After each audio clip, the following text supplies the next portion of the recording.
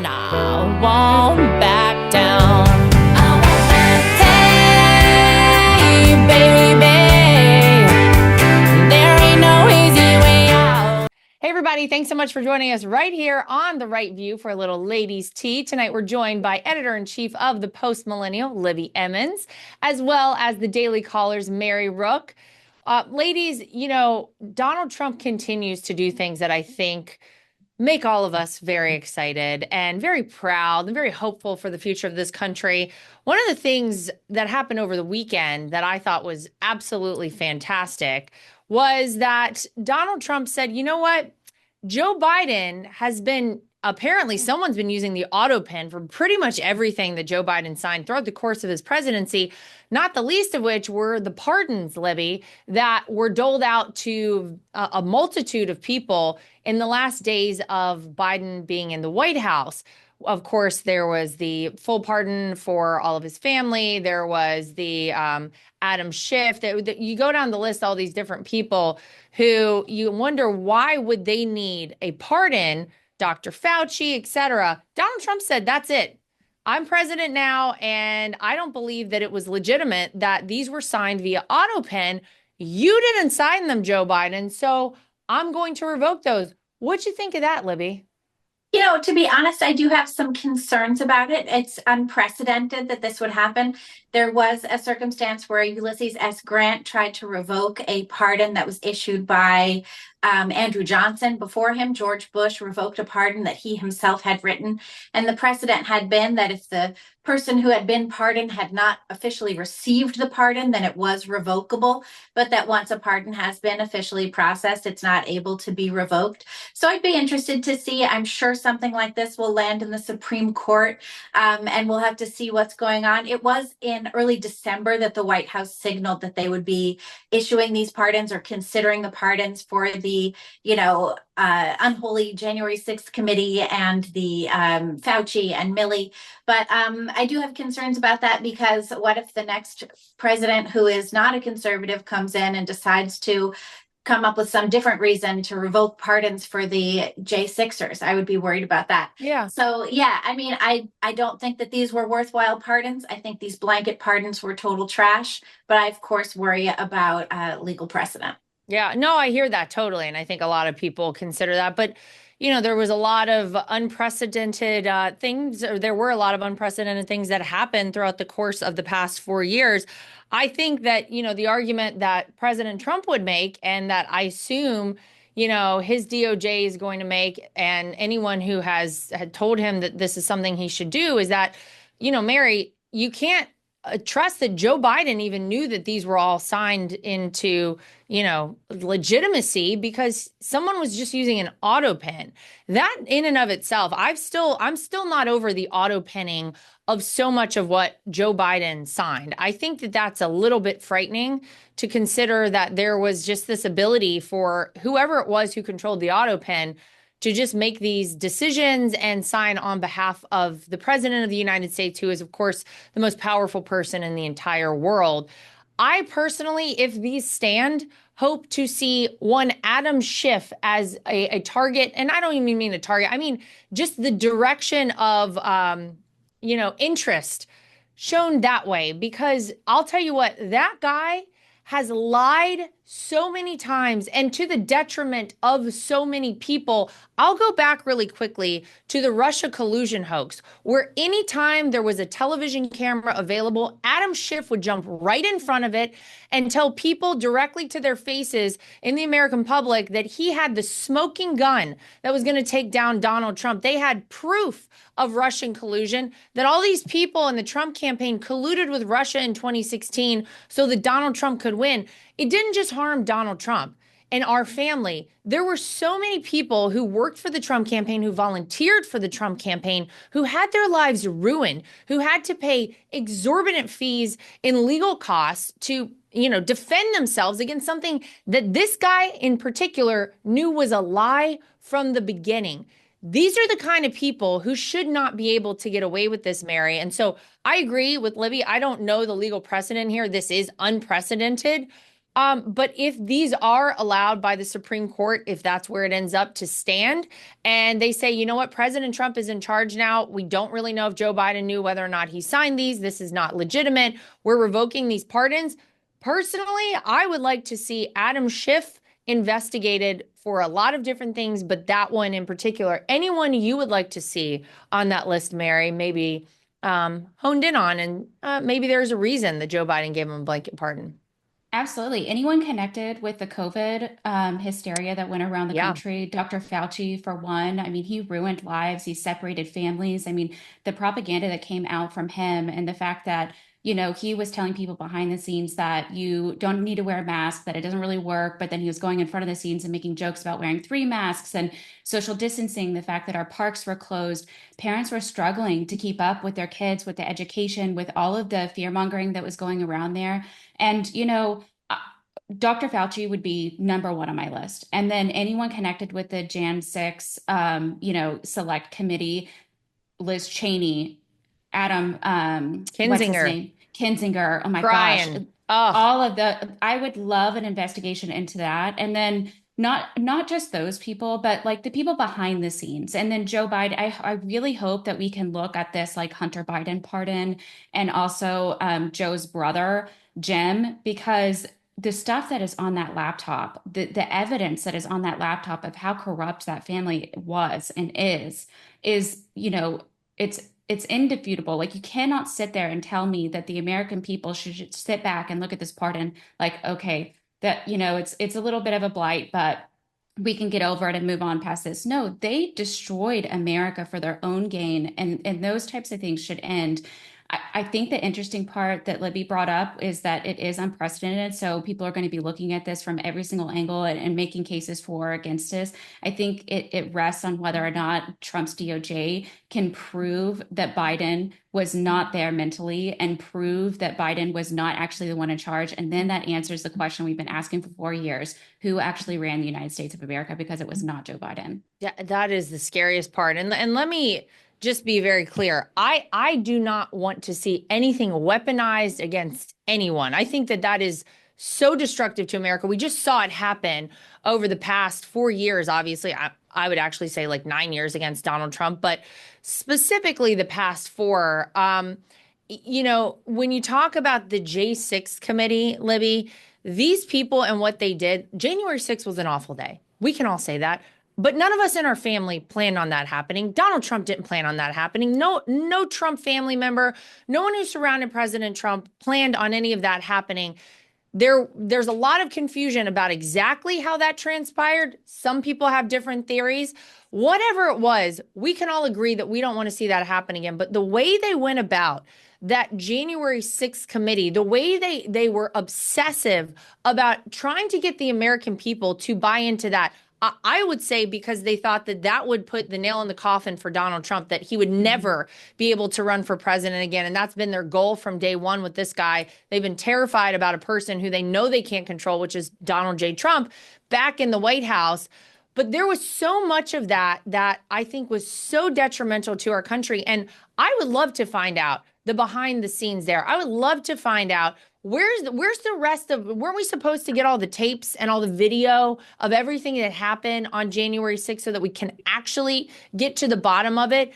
The way those people went about trying to force January 6th down the throats of the American people, as though that would be the number one issue of our time. It worked on some, because I heard a lot of people, Libby, over the past several years say, oh, well, I think I want to vote for Trump, but January 6th. So it did work on some people. But that in and of itself, there was so much that these people should have been focused on, but that's where they put all of their energy. That's where they put all of their resources. I think that's something that I'm still not personally over. I'm not over COVID, and I'm not over that one yet, Libby. Yeah, no, I'm with you. I'm not over COVID, and I'm not over how the Congress handled the January 6th situation either. They put together this committee. If you recall, Nancy Pelosi appointed Democrats to be on that committee. And when she went to Kevin McCarthy and talked about Republicans to be on that committee, McCarthy said that he wanted Jim Jordan and Jim Banks to be on that committee. Right. And she said absolutely not. So the Republicans refused to seat anyone, and Liz Cheney and Adam Kinzinger went ahead and joined join the committee anyway. And it was so poorly handled. They had a Good Morning America producer in there, doctoring footage and making it all look as egregious and horrifying as possible. When you watch these surveillance tapes that they had for that day, there's sound on them. There's no mics on the surveillance cameras. That is imported sound. That is fake sound that they put on there. You had so many crazy things going on. AOC was saying that she was worried she was going to get killed. She was like in a different building. Yeah. And the only person that knocked on her door was security checking in to see if she was okay. And she lost it over that. People totally lost their minds over January 6th. It was absolutely out of control. And it was handled so poorly in the Congress. And I can see why members of Congress want to investigate that and get down to the bottom of it. One thing that's true is if those members accept the pardons and if the pardons stay, they don't have a Fifth Amendment right. They can't plead the fifth at that point. They have to answer all questions honestly. So that was one thing that I was like, oh, well, that's sort of an upside of these pardons is they're going to have to fess up when they get subpoenaed. But I wonder if they're going to get subpoenaed at this point. And yes, it was a total complete waste of taxpayer dollars. And the constituents of those representatives were ill-served by the time they spent dealing with that committee. God, it's so true. Remember the whole thing about Donald Trump, like all of a sudden turning into the Incredible Hulk, grabbing the wheel of the Secret Service vehicle, the Beast. Let me tell you something. I've been in that vehicle. The whole thing was preposterous from the beginning. I remember listening to that like testimony and saying to myself, wait, what? And God, anyone who knows President Trump knows that it was so outrageous. Yeah, but the memes go ahead. Sorry, the memes that came out of that, my God. they feed us for a lifetime, of the fake AI videos of Trump running in and jumping through and grabbing the steering wheel with a gun in one hand is just great.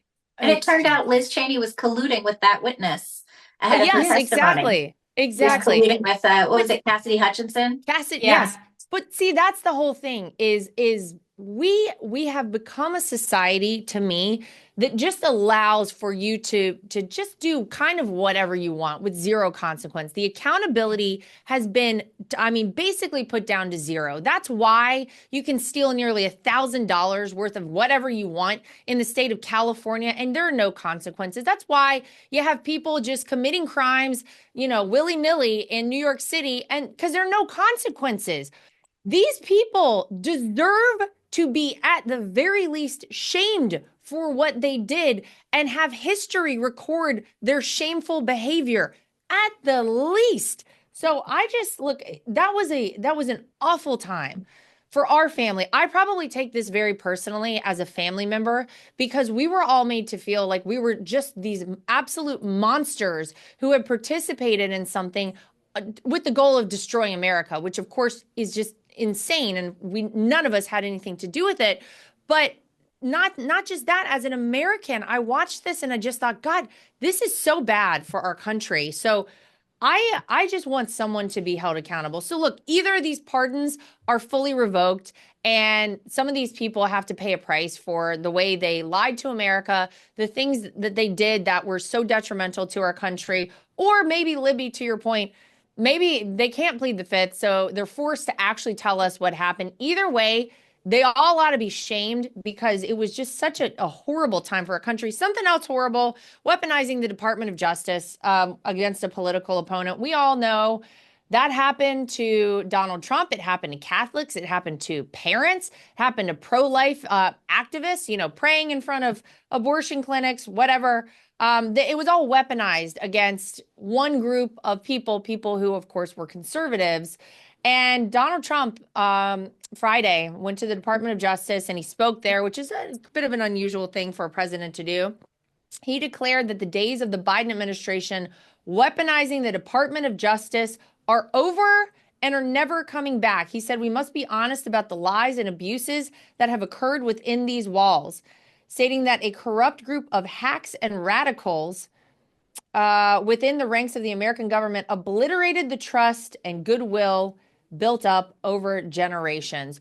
We can never, Mary, go back to that either. We were on the verge of basically like a socialist communist country. Those are the kind of things that you would have expected to see in the communist USSR. And it was happening here in the United States of America. And kudos to President Trump. Kudos to Attorney General Pam Bondi, because we're done with those days, he says, and we're never going back, thank God. Yeah, under the Biden administration, I'm a Catholic, I'm a mother, so this hits me on two fronts. We were really demonized Yeah. to the point where when we lived in Oklahoma, our daughter's Catholic school was attacked by a crazy man. Oh my And God. so there are instances in your life where you kind of wake up to the realization that your country is really no longer yours anymore. And when you have a bureaucracy that's going after these people who are innocently praying and they're demonizing them, like the grandmother who the Yeah. judge told her, well, I guess you should have thought about that when, you should have taken your medication, you should have been praying, or whatever it is that she said. And she was essentially being like, well, if you didn't want to die in jail, then you shouldn't have been praying in front of an abortion clinic, kind of thing. Whenever you have a really radical left wing populace that is empowered, even though they're the minority, they're empowered by the bureaucracy, they're going to go out and they're going to do crazy things. We saw thousands of churches across the world being attacked over the last 4 years with no consequences. We saw, gang members coming across the border illegally and attacking children, attacking women, really terrorizing our American communities. Nothing was done about that. And yet we're going after the parents who are saying, please stop bringing this transgender ideology into our schools. Please stop trying to sexualize our children. Whenever you have that huge disconnect and the breakdown and whether or not the American people believe in the justice system, I think it's going to take a decade or more before people believe in places like the FBI, the DOJ, any type of, congressional committee. Like, what are they actually going to do to help me and help this country? And so obviously this is a great first step. But we'll see. We'll see how the American people react to it, because right now there's two forms of justice. There is one where you've bent the knee to the bureaucratic state, so you're protected, and then there's the American people on the other side. It's so true. I mean, I think you're right. I think that it takes a long time for these institutions to regain the trust of the American people. Libby, I feel like the damage that has been done, it was almost on the verge of being irreversible. Had Kamala Harris been successful in her campaign to become president, I don't know that we would have ever seen an end to any of this. And truthfully, those of us, the rest of the people out there who just wanted to live our lives and wanted to have our free speech and whatever, we would have just all probably been, I mean, we'd have been silenced, because we would have all been terrified of what would happen to us if you speak out.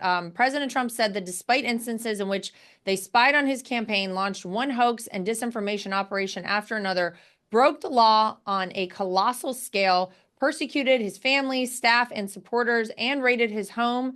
He said, in the end, the thugs failed and the truth won, freedom won, justice won, democracy won, and above all, the American people won. He also said our predecessors turned the Department of Justice into the Department of Injustice. And that kind of sums it all up. Yeah, it sure does. It was really shocking the way that the Biden administration Justice Department went after conservatives, Catholics, parents. And it wasn't just for the trans stuff and the, sexualization of children, as Mary so eloquently pointed out, but it was also for mask mandates at schools. It was for all of these things. Absolutely. It was out of control completely. And I think that you're right. If Kamala Harris were in office, this stuff would be continuing. And we see that the left is pretty upset about the new direction. They're going out there and using law enforcement to harm people. They're swatting conservative journalists, commentators, and influencers. That's been ramping up over the past week. We saw Kash Patel, the FBI director, come out and say that that would not be tolerated, and he's working on that because this weaponization team that was loving using law enforcement to harm their political opponents just does not want to give up that power that they had. And they had so much power that they were not prosecuted themselves. The rioters in 2020 that rioted for over 100 nights in Portland, they didn't end up in jail. They didn't have to get a whole bunch of pardons just to make sure that their civil rights were protected.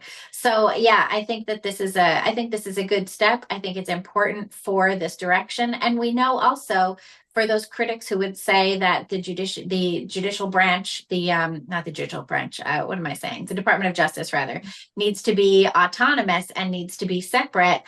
We saw under the Biden administration that Joe Biden, behind the scenes, was directing Merrick Garland to go after Donald Trump. And he did that over and over again. He was disappointed that Garland didn't go harder against Trump and Trump allies. So I think that the transparency here, where Trump is saying, this is what we're interested in, this is what we're looking at. We know that his cabinet appointees are aligned with him. And so I think that, I'm really hoping that we do see a change and that we get that trust back in that institution. We have to. We really have to have it back. I don't know how a country survives without those fundamental institutions being trustworthy to the majority of the American people. And right now, most people are very down on them. And the people who are still pursuing this sort of nonsense, those are the ones that Donald Trump said from the beginning, we got to weed them out. Those are the swampy people in DC. He wants to drain the swamp. Those are the ones, the unelected bureaucrats who are making these decisions. They have to go. We can't continue to operate like this. It's totally unacceptable. So I'm hopeful. Hey everybody, Lara Trump here. Imagine you or your loved ones facing a threat. Your instinct might be to use lethal force, but considering a safer and less lethal alternative first avoids legal complications associated with firearms. As a gun owner, I advocate for having options, and Byrna is a leading choice in less lethal self-defense. Proudly assembled in Fort Wayne, Indiana, Byrna's less lethal pistol launcher, loaded with tear gas and kinetic ammunition, can incapacitate an attacker for up to 40 minutes. This gives you plenty of time to escape or seek help while minimizing the chances of permanent harm. Byrna isn't just about averting tragedy. It actively saves lives without the repercussions of lethal force. Legal in all 50 states and requiring no background checks, Byrna has sold over 500,000 units, and it can be shipped directly to your door. After personally testing the Byrna pistol, I was honestly impressed by its power and its total ease of use, prompting me to purchase units for my own family and friends. Visit Byrna.com/Lara for 10% off my specially curated bundles. That's BYRNA.com/LARA. Stay safe, America. Are you tired of destructive content flooding your screens? Well, I was too. That's why I joined the Angel Guild community. I want an entertainment that inspires and uplifts, not drags us down. With Angel Guild, I can vote on upcoming films and support movies that reflect values I align with. Plus, I get early access to inspiring content. I no longer have Hollywood Entertainment pushing its agenda into my home. Angel Studios is leading the charge, creating high-quality, faith-filled films like Sound of Freedom, Cabrini, and Homestead. These movies are powerful, impactful, and a must-see if you haven't already. Where we put our dollars shapes the future of entertainment. Let's support content that amplifies light and protects our kids from harmful influences. Please join me in making a difference today by visiting angel.com/LARA. That's angel.com/Lara to join the Angel Guild now. MyPillow is excited to announce that they're extending the mega sale on overstock clearance and brand new products. This is your chance to grab some incredible deals on some of MyPillow's most popular and newly released items. For example, you can save $40 on the new spring MyPillow bed sheets, available in any size and any color. These luxurious sheets are designed for maximum comfort and breathability, perfect for a great night's sleep. Looking for a meaningful gift? You can save 30% on the brand new My Crosses, inspired by the one Mike has worn every day over the last 20 years. These beautifully crafted crosses come in both men's and women's designs and are proudly made in the USA. Get the 6-piece bath or kitchen towel set for just $29.98. Initial quantities are extremely limited, so don't wait. And don't forget about the best-selling standard MyPillow, now just $14.98. Plus, orders over $75 ship free. Go to mypillow.com and use promo code TRUMP or call 800-624-3945 to order now. I'll tell you where a place I'm really not that hopeful for. God bless them, Canada. If you guys are in Canada, I'm so sorry. I feel like you guys have been through it.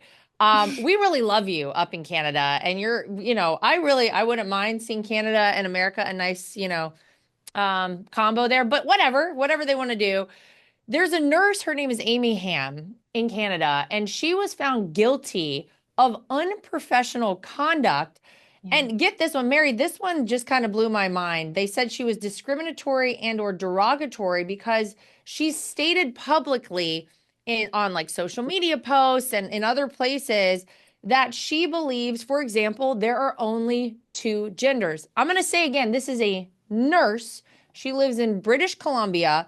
And I'm just having a hard time with this. She's found guilty of unprofessional conduct, right? Isn't it ironic that this is a nurse, this is a medical professional, and she's like, yeah, there's a male and a female. Those are the two genders, XXXY chromosomes. Like we know from a science-based perspective what it is. And they found her as guilty of this unprofessional conduct. It's getting a little nuts up there, but I guess is that the direction they're moving up there, Mary? That's just it's getting crazier, even though we're kind of settling down here in America, thank God. Yeah, I've been watching what's going on in Canada since the trucker protest. Yeah. That really sparked my interest in the political landscape that's going on up there. I'm afraid that they are kind of suffering from weak leaders within the conservative movement. It's like, they go so far as to be like, we're pro Canada, we want to bring jobs back, we want to have economic freedom, and we're going to go against the woke. But then when times like this happen, like, where are they? Why aren't they standing up for this woman? She's clearly stating the obvious truth, the biological truth, that there are only two sexes, male and female, that you cannot switch genders no matter how much hormone replacement therapy you take or what surgeries you have placed on your body. That's not going to happen. And then you have her essentially fighting for her professional life in this court system. And I don't know if you read the decision or not, but there was a line in there that was like, essentially, the science is moving on this one. Like, we're not exactly clear on whether or not you can, change your gender, or there are more than one sex, and it was like such like leftist jargon that they tried to then hold on to her. I think the great part about this is although she did lose, she didn't receive any professional like reprimand from it. So she lost the case. So she's not going to essentially be fired or have to take a leave of absence or do anything like that as a result of this, or take training. They're just going to essentially say, you are wrong in this. But to take someone's like objective correct views that she posted outside of work to come into work and be like, you are now under, an investigation for this. That scares me. It looks very much like UK, except the UK is all the way across the pond, and Canada is connected to us geographically. So, you want to see Canada go more conservative and protect freedom and freedom of speech and all these things. And so this woman to come on our track, it makes me a little bit nervous. And I know we always joke about Canada being the 51st state, but it would be really great if they could just, wise up and handle their own and become a great ally for the United States. But right now it kind of looks a little bit, wishy-washy on that. I'd like them to get it together up there, Libby. You guys wrote about this at the Post Millennial.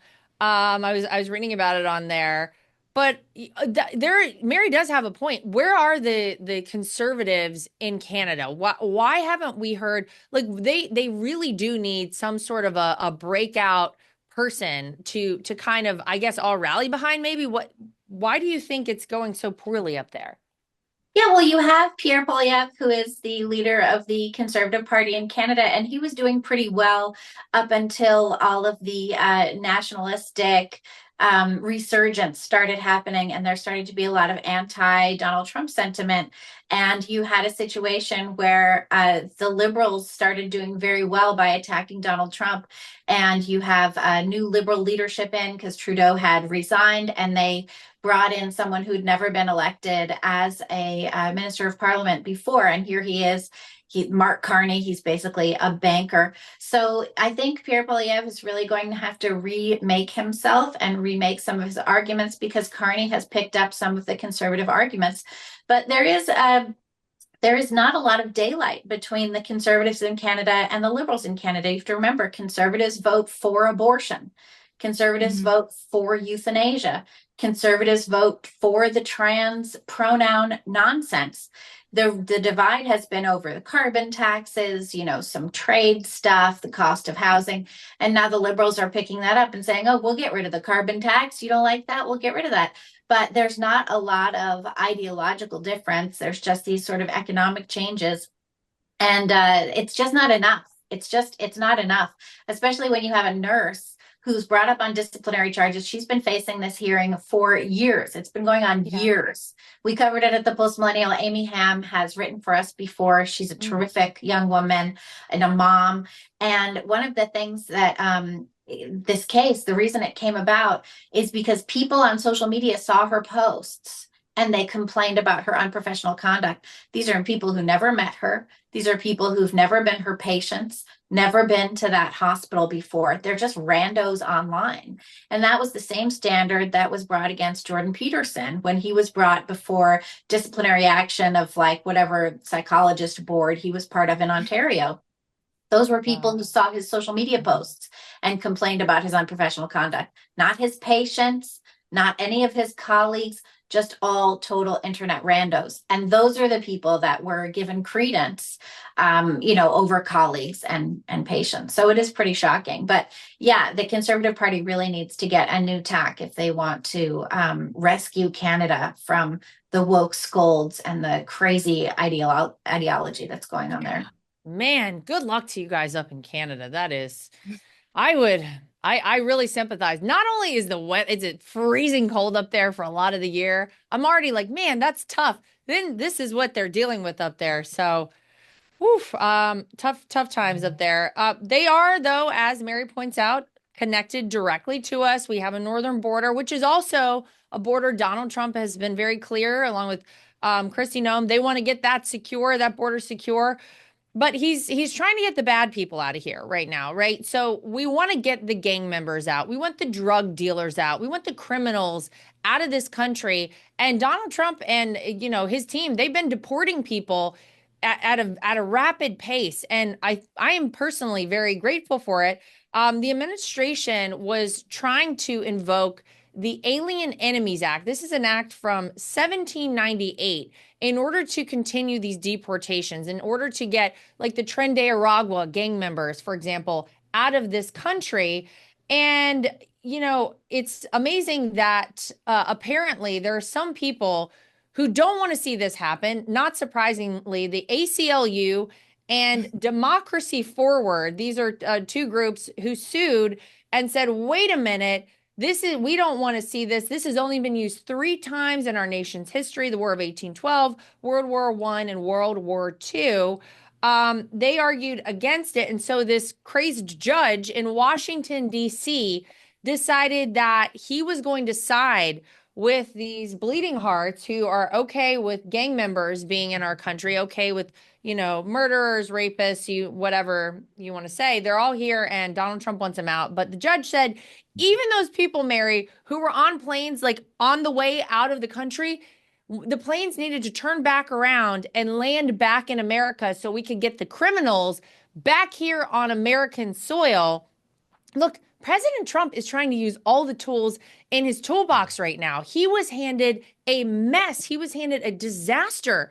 We barely kept this boat afloat right now with Joe Biden and Kamala Harris having been in there the past 4 years.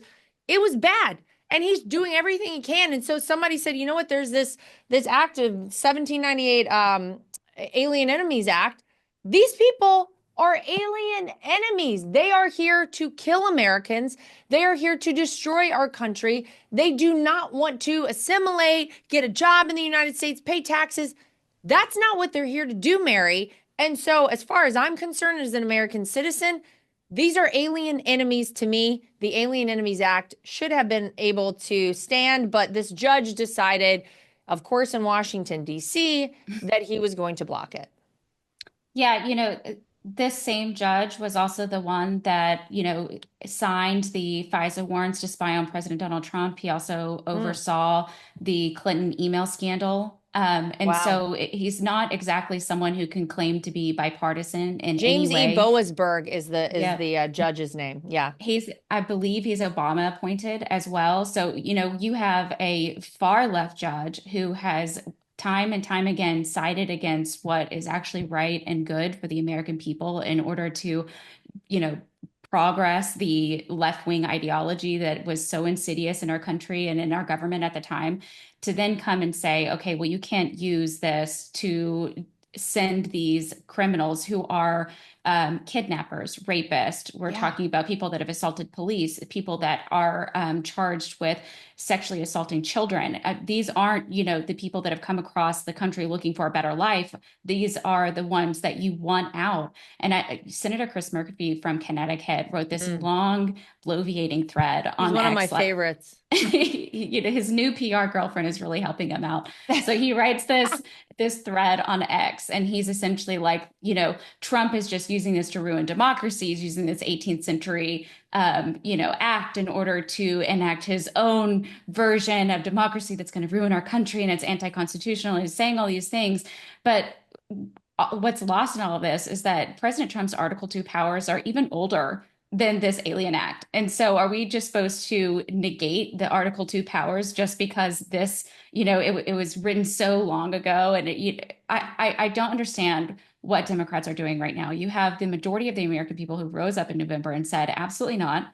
We are tired of the invasion at our southern border. We want this dealt with. And Trump said, okay, there is an invasion. It's mostly military-aged men. It's not families coming across. They're destroying our communities. They're harming and killing our women and children. They are, selling drugs. They're starting prostitution rings. I'm going to absolutely do something about it. And he starts doing it about it. And then the Democrats spend the entire weekend trying to humanize MS-13 gang members and, these Venezuelan gang members who are thugs, exactly like what Trump said. And so I wrote about this in my column today, and I essentially said that, they are ruining the last bit of credibility that they had with the American voter by siding on, the side of criminal gang members. I mean, who in their right mind looks at this and says, no, you should really stop this. In fact, you should be a little bit more like John Fetterman, who I think is actually, kind of awful. He's the best one they've got right now on he's the Democrat the best. side. He admits that they're the party of chaos and for illegal immigration, and they need to be taking those hints from him and running with them. And instead they're like, no, look at these poor guys who raped and murdered children. They didn't get due process, and now they're going to have to go to jail. It's like the American people do not care. Yeah. By the way, Libby, these people on the left right now, they're so lost. God bless them as well. There are 4 illegal criminal gangs. They are 4. I mean, by the way, Donald Trump designated them as a foreign terrorist group. If you are a foreign national gang, terrorists, absolutely. They are 4 are just like bloated federal spending. They are 4 keeping everything hidden. I don't even know what to say about the Democrats right now. But, to the point of kind of what Mary was saying, it is mostly military-age men that we've seen come over that southern border. I went down to Yuma, Arizona several months ago. I was there with Pam Bondi. I was there with Morgan Ortagus, and we watched with our own eyes what goes on at the southern border. The really horrifying thing is when kids are brought over that southern border, the things that happen to them are absolutely unbelievable. I, as a parent myself, I can't even think about it. The border czar, Tom Homan, even talked about it last week. And he said, look, children were dying on that border every single day. They were drowning in the rivers when they were trying to cross. They were sold into, sex slavery, human trafficked. Like, all of these awful things were happening to kids. We know 1/3 of the women are sexually assaulted or raped on their way up through the southern border. So he said, look, this isn't perfect, but this is what you guys gave us. This is what we got. And in order to stop it, we have to be very clear with people that this is not an open border, that if you come here, you are going to be arrested. We're not going to just allow you to do what's been happening the past 4 years. We want these people to stay safe so they're safer wherever it is, their home country, than trying to make that treacherous journey up through our southern border. Obviously, the cartels are in charge of that whole thing. You have to pay these coyotes exorbitant amounts of money. So it's not perfect and it's not going to be perfect until we stop the flow of people just coming through like we've seen over the past 4 years, Libby. Yeah, the people were coming because they were invited. They were told to Yeah, come. They were told to come explicitly by Joe Biden, Kamala Harris, and Alejandro Mayorkas, who was the DHS secretary. These people were told to come. And so what happened was the coyotes and the cartels got really rich. They made an awful lot of money from people coming north. The Darien Gap was full of people, very treacherous circumstances. Women were raped, children were sold, children were raped. Everyone was in a really dangerous situation. The humanitarian thing to do is to shut down illegal immigration at the southern border. That stops the global migration. It puts a big dent in it anyway. And we've already seen plummeting numbers of people wandering through the Darien Gap, plummeting numbers of people trying to cross the US Mexico border. And not only is that safer for those people to not be in harm's way, but it deprives the cartels of this big income source. And right. Since we know that the cartels are terrorists, why do we want to facilitate a system that is funding them and making them wealthy? Yeah. And we know that they were actually making more money, the cartels, on this human trafficking of people than they were actually on the drugs themselves. That's how out of control this whole thing got, which is it's unbelievable that we reached this level in our country. But thank God we have, adults in charge, as the Democrats like to tout once upon a time. They're actually back and they're actually doing something about all of this. Just to wrap us up today, it's nice to have I will say a Pete Hegseth, our defense secretary. It's nice to have someone who actually wants military preparedness to be top of mind, to be a lethal fighting force again. We want peace through strength, so we want a military so strong that we never have to use it. We've always heard President Trump talk about that. Here's the new thing, though. Apparently, according to Pete Hegseth, he says our troops will be fit, not fat. Our troops will look sharp, not sloppy. We seek only quality, not quotas. Bottom line, our Department of Defense will make standards high and great again across the entire force. This gives me so much hope, Mary. One of my favorite movies is G.I. Jane. And I fancied myself, I've mentioned this many times. One day, like the Navy SEALs will say, you know what, we need like the person, somebody called Lara Trump, because we know we need to get her out here. I'm still waiting for the call one day. But in the movie, if anyone remembers, Demi Moore, of course, is trying to become a Navy SEAL. And in part of the training, they're going through this simulation of being under fire and all these things going on. And there is a step that says like female assistant step or something. And she's like, Yeah. I don't want that step. We don't want the step, Mary. We want people who can do the job. I don't care if you're a man. I don't care if you're a woman. I don't care your religion. I don't care anything. I just need you to be able to take down the bad guy and the bad guy not win. That's what the American people want. That's what we're getting with Secretary Pete Hegseth at the Department of Defense. Yeah, you know what? I think you're exactly right. Whenever you picture someone in the military, you don't want to picture like an overweight, like out of control type person. You want to see someone who is A type, who, is very fit, who looks like he could hold a body over his head while he's carrying his rifle through fire.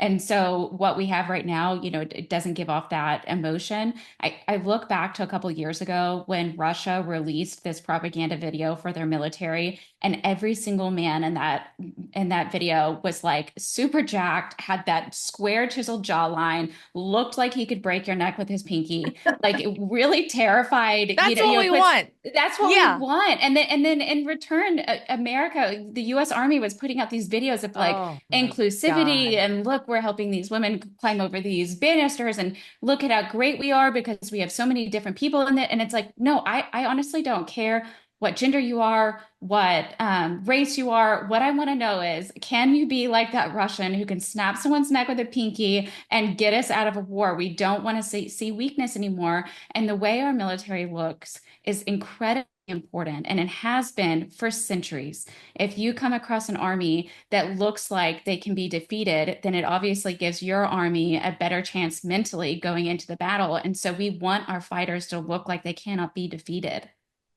Libby, imagine going back to like our grandparents' era and telling them, you know what, one day we're going to come to a place where we have to get somebody in the Department of Defense who's going to remind us what it actually means to be a fighting force. I mean, we're talking World War II era where, you know, every young man who was 18 years old was drafted into the military. So many of them we know went over to Europe to fight to defeat the Nazis, that we have these absolute lunatics now apparently championing these anti-Semites all over the place. It would be shocking to them to even consider we would reach a place like this. But this is where we have come. And again, I'll go back to what I said earlier. Imagine Kamala Harris had become the president of the United States. Where would we have gone with all of this? If that had happened, it's really nuts. It is nuts. And we've already seen the recruitment numbers going up under Yes. Pete Hegseth's leadership. And so I think that's really a good thing. For a long time in the United States, joining the military was a way to promote yourself socially, was a way to, you know, gain citizenship in some cases. That was something in the Civil War, you know, Black fighters would gain their freedom by joining the Union Army. And the military has a certain status. And I think that status has been diminished in the past few years. And I think it's good to bring that up. I know a lot of kids when I was younger, and they would join the military because there were skills that they wanted to learn that they couldn't learn anywhere else. I think it would be great to bring that back, you know, bring back that prestige that goes along with, you know, the nationalist patriotic fervor. It's not just about fighting, it's about leading in a lot of ways. It's about technological advancement. If we think of a lot of technological advancements in the US, they came from the military. They came from needs in that sense, you know, from TV dinners and noodles, you know, freeze-dried noodles, to like all kinds of other things that have, to the internet, right? Wasn't that originally a military thing? So I think we need our military to be strong, not just for the men and women who are there so that they can feel strong and prepared, and for the nation to feel strong and prepared, but also it's a big part of our economy and our advancement. Well, we are fortunately back on the right track, which is great news for all of us. I feel safer as an American right now than I certainly have in the past 4 years. So thank you to Secretary Hegseth. Thank you to President Trump. Thank you to everybody. And ladies, Mary and Libby, thank you both, as always, for joining us here today. Everybody at home, make sure you like, subscribe, share, and follow. And we'll see you back here next time for more of The Right View. And I won't back down. Hey, baby, there ain't no easy way out. Nothing is worse than being on a phone call that drops. Nothing is worse than trying to text someone and you can't reach them because your phone is out of service range. And nothing is worse than supporting these major corporations and companies who don't support us. That is why I love Patriot Mobile. They are America's only Christian conservative wireless network.